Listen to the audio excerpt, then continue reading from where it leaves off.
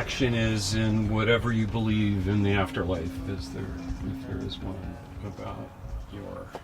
Let's start with you, with your ex. And what do you think he's feeling, like knowing that... Well, actually, I have kind of a funny story because my uncle was a Roman Catholic priest, and when we got married, I had sent him an invitation to come, and he called me up and woke me up in the morning. He was like, "Elaine, I know you're Catholic," which is not true. What is he? Because I'll do the ceremony for you. I'm like, I don't know. So I asked him, and he immediately said, "I believe James Brown is the godfather of soul." So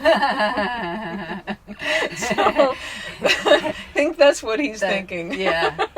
Exactly. That's a great story. So, if he were here then, rather than, what he might be experiencing in the afterlife, if there is one, what do you think he'd say? Oh, I think he'd be thrilled, like secretly, quietly thrilled to be inducted. I think he would crack him up to no end that it was the same time as Smegma, and he'd be honored. Yeah. Tell me about him as a musician. I mean, maybe let's start with you, because you played music with him. He had a very unusual compositional voice. And a lot of his music is still in my hands, like it just didn't go away. He had an unorthodox sense of harmonic progression and just what his idea of harmony and melody and structure and form is very unconventional. And yet he was a lot like, in some ways he was like a beautiful cross between Stravinsky and Satie, in that you can hear the elegance and simplicity in some of these compositions. There was hardly anything to them, 2-3 notes at a time, but always in these odd combinations. So in that way, he was brilliant. But I do remember him saying, I basically just keep writing the same 3 songs.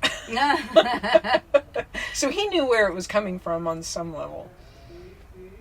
Yeah. Well, the thing that I can attest to is that Fred practiced all the time. He wasn't accidentally good. He was not just born with some innate talent. I mean, I know he was, but he worked really hard. And I think that anybody that looked up to him that wishes that it's like they all need to know. He worked his butt off. He just scales all the time, every day, for hours. And it showed up.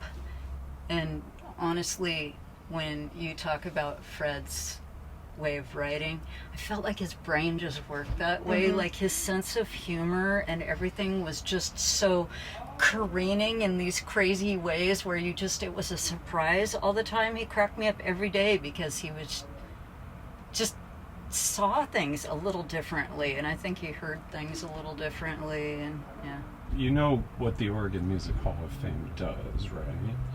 Part of the proceeds from this evening go to educate kids. Wonderful. What do you think Fred would think of that? Or what do you think of that? Oh, I'm sure he'd be really happy that's... He was a teacher for years and years. That's kind of how he was actually able to pay bills.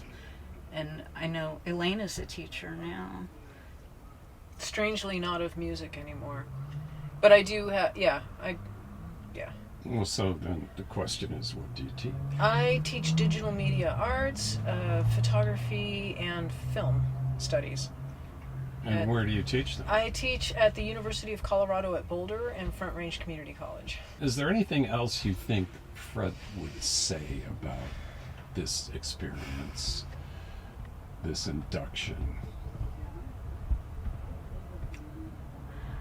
He didn't have a big ego. He didn't. It wasn't about that. He was very, like, aw shucks. I think that he would just be like, oh really? But I know he would be secretly thrilled. Yeah. I mean, I feel like he wouldn't even really let on. I would just be able to tell.